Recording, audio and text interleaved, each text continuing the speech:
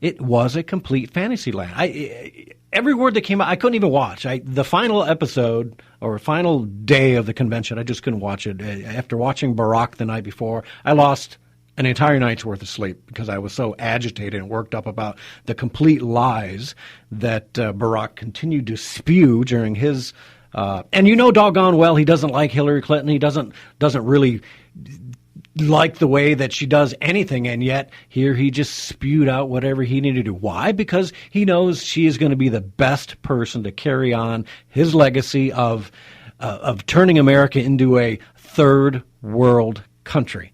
And one of the things that watching Bill Clinton when he had his speech trying to talk about his wife, and if you want to talk about a guy who just did not give you the truth about him and his relationship with, number one, certainly he's not going to talk about Monica Lewinsky. You would never expect that. But for anyone to believe that she's a great human being, they have a great relationship, no, come on, it's not. It's a marriage of convenience at best. And what really struck me again was the hypocrisy that comes out of this, because here he tried to make her look like the change maker. They're going to change everything. Well, really, if you are going to be a change maker and change everything, are you not saying that everything that's happened in the last 7.5 years has been bad? Really? I mean, at one point they want to call Hillary Clinton the most experienced, the person who's been involved the longest. She's been in there for 30 years. Well, how are you going to get a change maker out of that when she's so much a part of the problem? And part of this conundrum is right here. So, Derek, do you have track 1 ready by chance? Okay, let's run this and listen to this. The staff at the Democratic National Convention is very good at handing out props, but convincing voters that Hillary Clinton is a change maker could be a lot harder than handing out place cards. The most recent Wall Street Journal NBC poll asked respondents which of the following 2 descriptions of a candidate came closest to their preference. The first was, quote-unquote, someone who will bring major changes to the way the government operates, even if it is not possible to predict what the changes may be. The second was, someone who will bring a steady approach to the way the government operates, even if that means fewer changes to how things are now. A solid majority, 56% to 41%, favored change over steadiness. Other polls have had much of the same message. The problem is Clinton, facing the flamboyant and unpredictable Donald Trump, has sold herself as the very soul of steadiness. Yeah, and there you go. That's what we just talked about last hour. Which Hillary are you voting for, people? Are you Bernie Sanders supporters out there? Really? Which of the Hillary candidates are you looking at? Which one are you going to vote for? Because she wants to play both sides of the coin. Let's take a call from Jimmy from Manchester, who wants to talk about some of the Bernie Sanders supporters. Jimmy, welcome to the show. Yeah, how you doing? Yeah, I spent some time out at the 4-H fair at the Farm Council grounds there in Saline this past week. My daughter's in 4-H, and walked around, looked at all the good stuff. And one day I wore a Trump shirt, and I got some interesting looks from different people. And I had some of the younger kids, 18, 19-year-old kids that are in 4-H come up to me and say, hey, we voted for Bernie Sanders, and we think what happened at the DNC was wrong. We think Bernie got ripped off, blah, blah, blah. And we don't like what the Republicans were trying to do to Trump. What's going on? Are these parties really worth looking at? And I said, well, it's the only thing we've got. I said, you've got to fix it from within. That's the only way you can do it. And what was interesting is that these people were quite intelligent. I mean, as far as for 18, 19-year-olds, they really kind of had a grasp of what some of the real problems were. Now, their solutions were ridiculous, more. I told them, I kept telling them, I'm like, you're asking the people that broke it to fix it. It's like if your kid breaks your chandelier, you're going to hire him to fix it every day. Yeah. Hey, you know what they're not teaching, Jimmy, in today's educational system? They're not teaching limited resources. They're not teaching children that, you know what, you have a finite amount of money or resources that you can use to fix the problems you have. There's no critical thinking being taught to anybody in schools nowadays. You cannot have everything. You can't have more education. You can't have more health care. Somebody has to pay for that, and the only way to do that is to increase production and increase the number of people that you could tax. You can't tax a single person more, because you know what? That just takes all the drive out of it. You have to increase the number of taxpayers. And the only way to do that is to get more jobs. And that requires more business. But they're not teaching that in schools nowadays. And that's why you're getting these crazy ideas from these young kids who have no idea what critical thinking or limited resources means. Well, to be fair to these kids that I'm talking to, remember, these kids are in 4-H. They grew up on farms. So there's a little bit of difference there.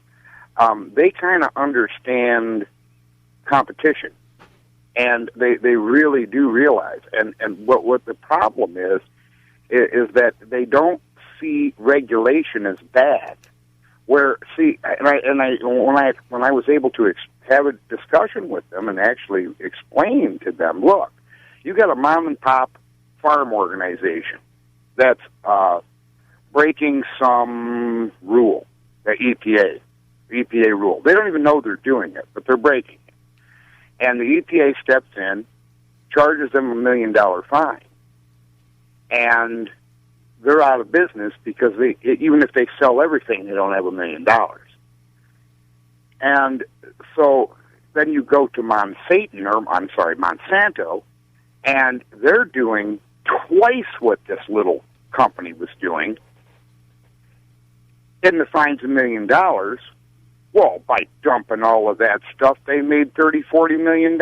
So what do they care about giving $1 million to make 29 or 39 million? What do they care? Right. It's the selective enforcement of these rules and the way that the way that regulation works. They pick on the mom and pops. They don't pick on the large companies. They're really the problem. And the large companies have the money to get in and pay. No offense to Tim Walberg. I don't think you do this, Tim. I don't think you do this at all.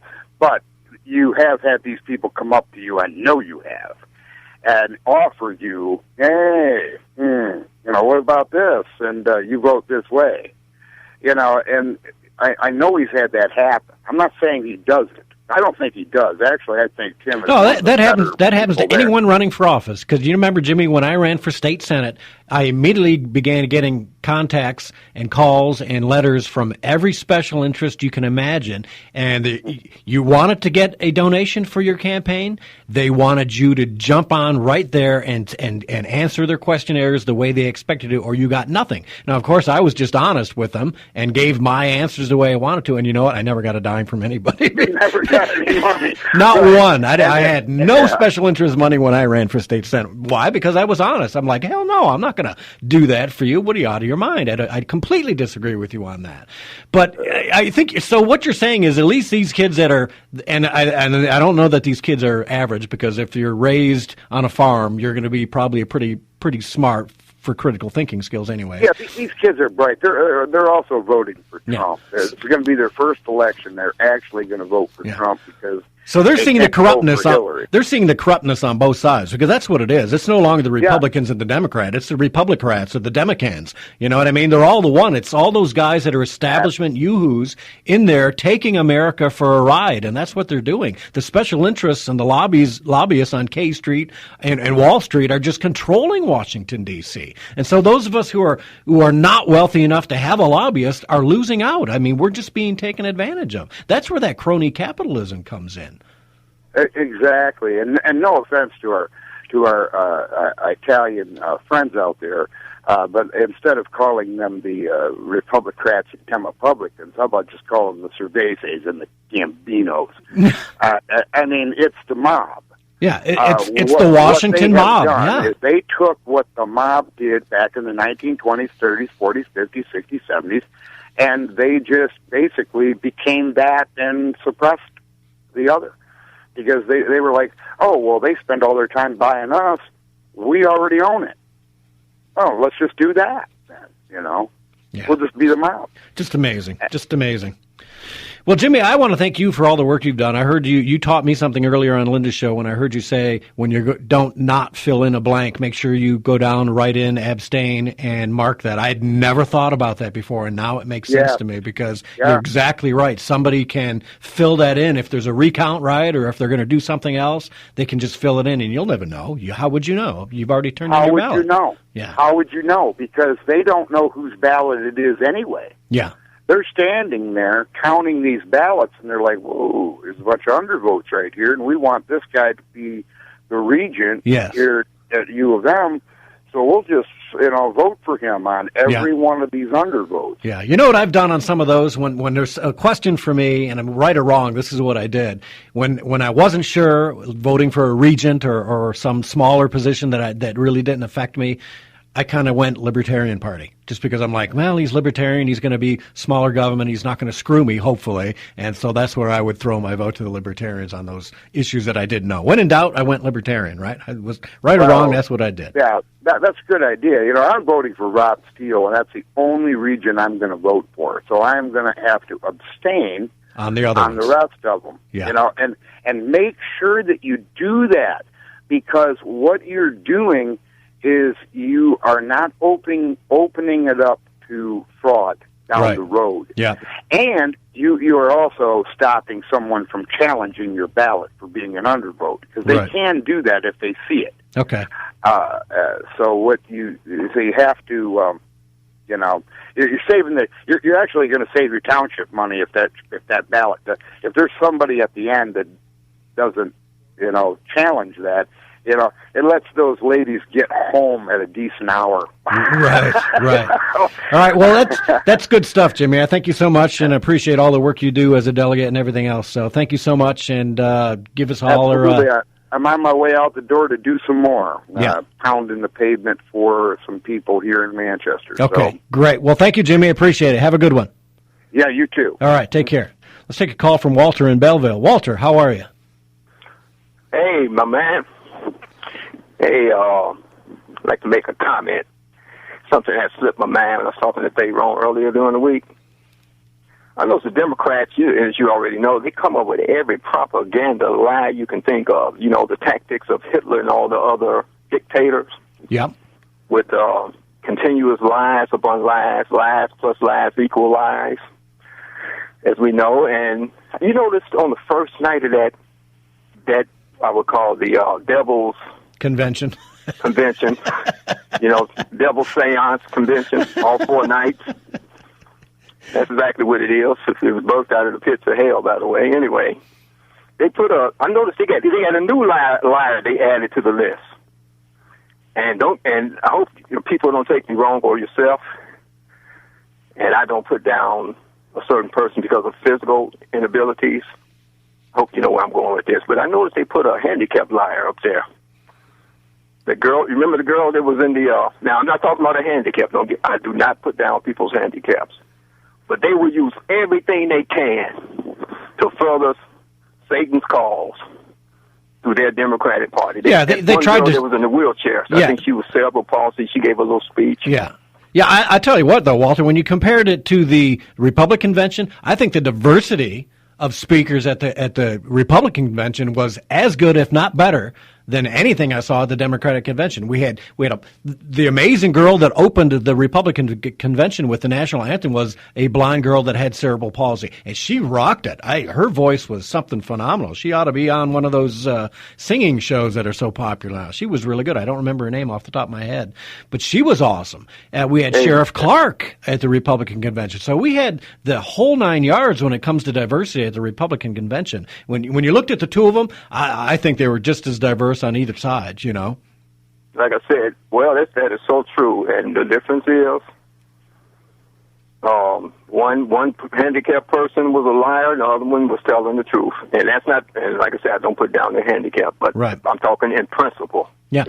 Here's the other thing. There's one bit of diversity you did not see at the Democratic convention. There was no police. There was no cops. They even barred uniformed officers from being on the convention floor. Who does that? Every police officer and police union worker in the country should be so enraged right now with the Democratic Party. That was an absolute disgrace. Those poor officers working out there, working their butts off at Cleveland and Philadelphia to control the mobs. And let's face it, the Democratic convention was way worse than the Republican convention. That was just amazing. And those poor officers got not 1 ounce of respect from the Democrats at the Democratic convention. Not one. You're so right. And they snuck in the flag.